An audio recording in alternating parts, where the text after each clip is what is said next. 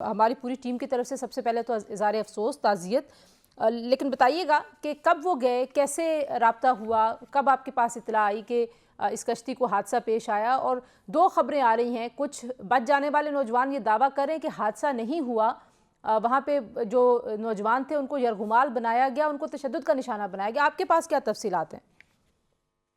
बिस्मिल्लाहिर्रहमानिर्रहीम। करोड़ों दरूद हज़रत मोहम्मद मुस्तफ़ा सल्लल्लाहु अलैहि वसल्लम पर और उनकी आल पर। आमीन। इन्ना लिल्लाहि व इन्ना इलैहि राजिऊन। हम बड़े कुर्ब और बड़ी तकलीफ के लम्हात है हमारे लिए कि हम बर्दाश्त नहीं कर पा रहे।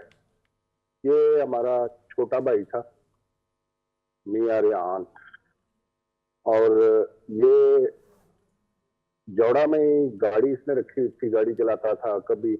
और हम जितने भी मेरे भाई हैं चचाजाद, वो सब जितने भी हैं वो वेल विशर हैं और अच्छा कारोबार है उनके।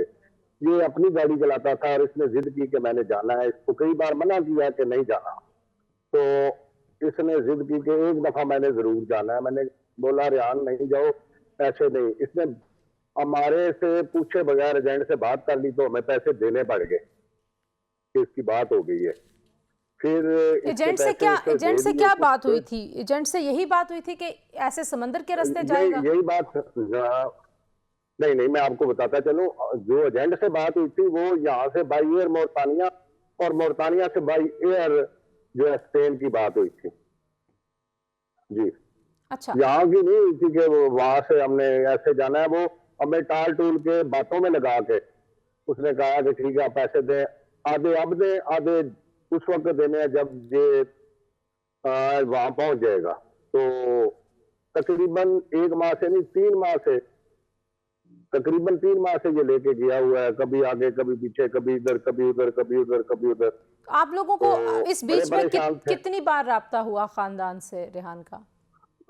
खानदान से तकरीबन 5 दिन पहले नहीं, 3 दिन पहले भी राब्ता हुआ है कि वो हमें शिप पे ले जाना चाह रहा है। 5-7 दिन पहले तो हमने मना किया, फिर भी वो उसने कहा जी अगर जाना है तो मेरे पास और कोई ऑप्शन नहीं है। फिर एजेंट ने राब्ता खत्म कर दिया और ये उसमें सवार हो गए।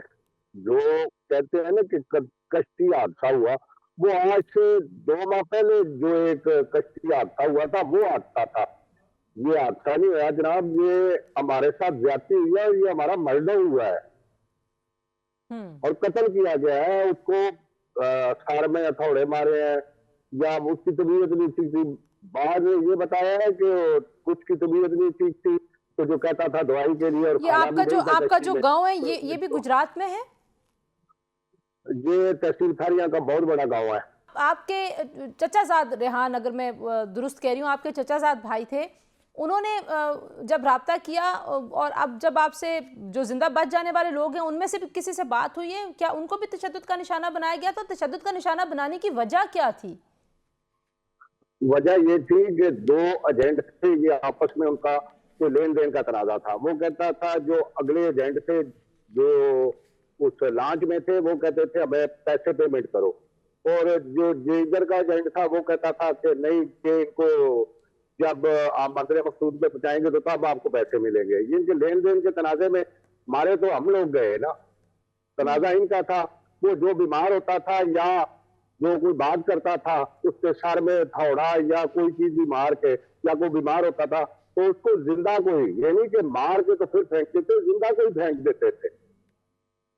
असल सानिया ये है कि जिंदा को मार के फेंकते थे और फिर उसका बाद में बताते थे कि ये अगर अगर कोई और बोला तो उसका भी यही असर किया जाएगा। हमारे आसपास, हमारे जानने वालों में, यानी कि जिस इलाके में आप लोग बैठे में, उस इलाके में तकरीबन हर चौथे पांचवें घर में किसी ना किसी का कोई रिश्तेदार होगा इन हादसात का शिकार। तो इसके बावजूद भी लोग डरते नहीं हैं, रुकते नहीं हैं, किस्मत आजमाने चल पड़ते हैं। मैं आपको बताता चलूं कि जब बच्चे कॉलेज से फारिग होते हैं या कोई और काम करते होते हैं, एजेंटों ने अपने मिनी एजेंट छोड़े होते हैं जो मुख्तलिफ महफिलों में बैठते हैं। उनको कहते हैं जी हम आपको 1 लाख या 50,000 रुपया अदा करेंगे, आप हमें बंदे प्रोवाइड करें।